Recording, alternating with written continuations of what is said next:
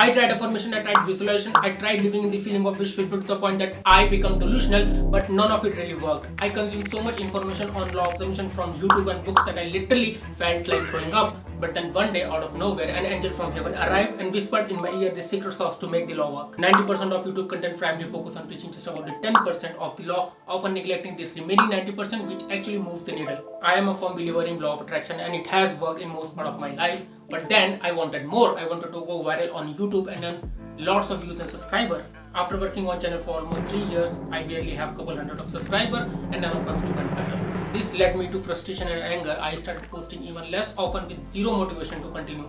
But then one day I happened to watch my first video and the realization that occurred is that I have come so much ahead in this journey. It's like I have become a completely different person, and this is the learning that I want to share with you. You are using law of assumption because you want to manifest money, car, life partner, healthy body, peaceful life, but you only focus on the outside while neglecting focusing inside. Dr. Wayne Dyer quoted it beautifully that you attract what you are and not what you want. So while you focus too much on that external manifestation to show up, you ignore who you need to become to really be worthy of that desire. So you really have to split your assumption in two parts, external assumption and internal assumption. External assumption is what you want to manifest in your life. It could be a dream house, a dream car, loving partner, successful business, or a dream physique. You really need to have micro level clarity around what you want. Now next, you have to ask why you actually want it. We human beings are driven by strong why and purpose. That's why we are emotional creature and most of the time we put logic in the closet. So while you want that car, money, house, partner, ask yourself what feeling and emotion you are actually chasing for by having them. A good exercise that I would recommend you to do is called the 7 level deep exercise.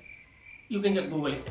When I first started making YouTube videos, I was under the impression that I am doing this for views and subscribers. But when I investigated within and asked why over and over again, I came to the conclusion that I love creating and building things and I want to create something extraordinary with this channel. So when your what and why is clear, the external assumption part is completed. Then we move to the next part, which is defining your internal assumption. Internal assumption is all about turning inward.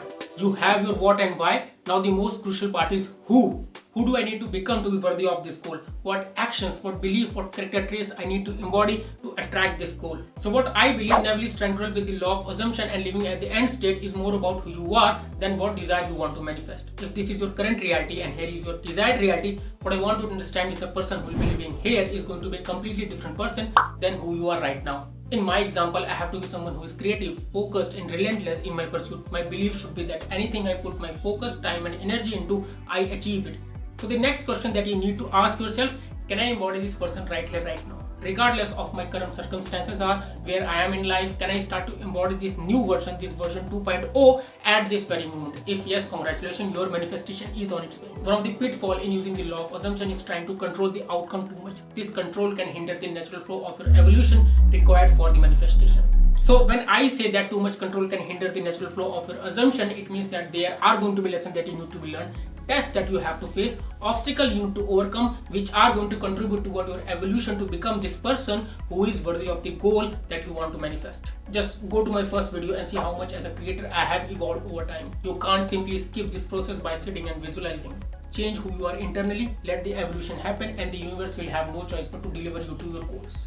When we focus too much on external, we get attached with our desire, but when we focus on internal shift, then it gives rise to intention. And by the way, desire and intention are two different things. Desire is the fundamental assumption that a goal will not be achieved. When we desire something, it means we are not sure if we are going to get it. So desire creates attachment, and with attachment comes resistance. For example, if you desire for a successful business, it means you are not sure if you are going to have it. That's why you daydream and have doubt around it. Intention, on the other hand, is the fundamental assumption that goal will be achieved. All you do is take one step after the other. It's unwavering, effortless execution of actions without having even a sliver of doubt.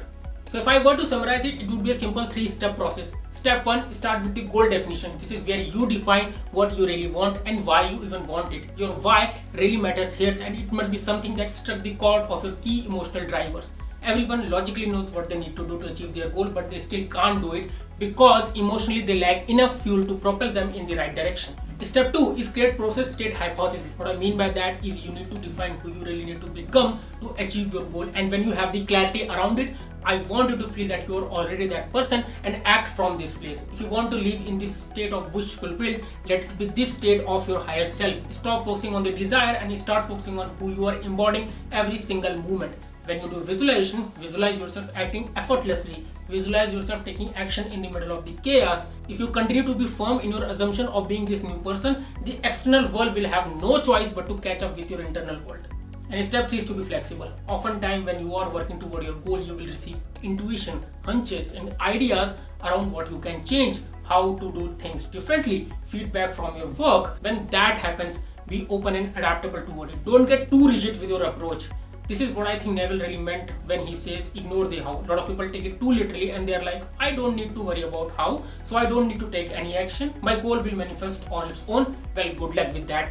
But what Neville really meant is that you should be open to act on the intuition that you get along the way. If a new approach or inspiration strikes you, don't hesitate, act on that idea. Your final goal should be fixed, but the journey toward it can follow a different path, so be open and flexible along the way.